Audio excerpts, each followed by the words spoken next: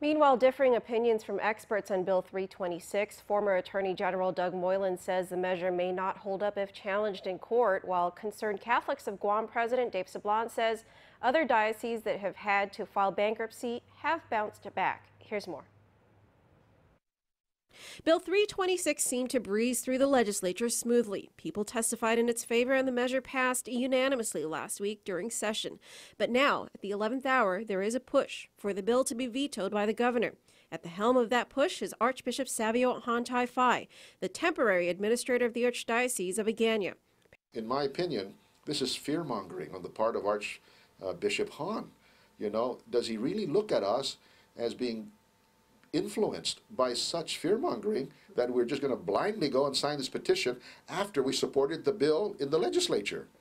You know, so it's an insult to us for him to ask us to do this. Concerned Catholics of Guam President Dave Sablon says Archbishop Han's letter did nothing to address the concerns of Catholics on Guam and, in fact, did the opposite.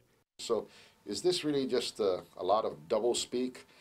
Is it really something that he really is going to do?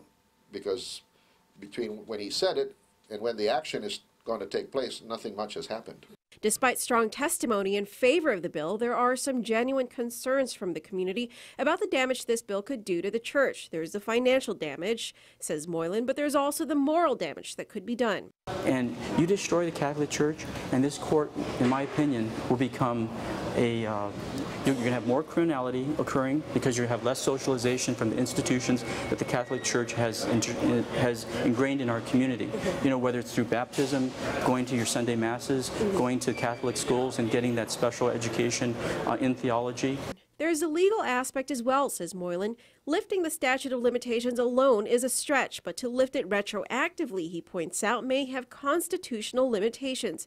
As a former legislative counsel, Moylan says a legal opinion should be obtained first before the bill should be considered. And that's why I say the transaction costs are so important here, because first get your legal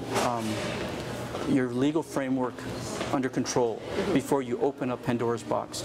You open up this, you're going to have potentially years of litigation in the Superior Court working its way to the Supreme Court. You're going to have all the attorney's fees, all the injury to our community, as opposed to let's just find out if that's even possible.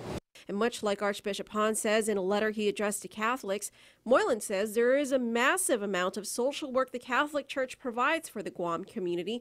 If this bill destroys that resource, the government of Guam will end up having to shoulder that cost, he says. If you look at it from a secular point of view, if we're trying to have this government work, our community work, don't be destroying parts of it that are important towards it. But Sablon believes the Catholic Church will be able to rebound from such a catastrophe.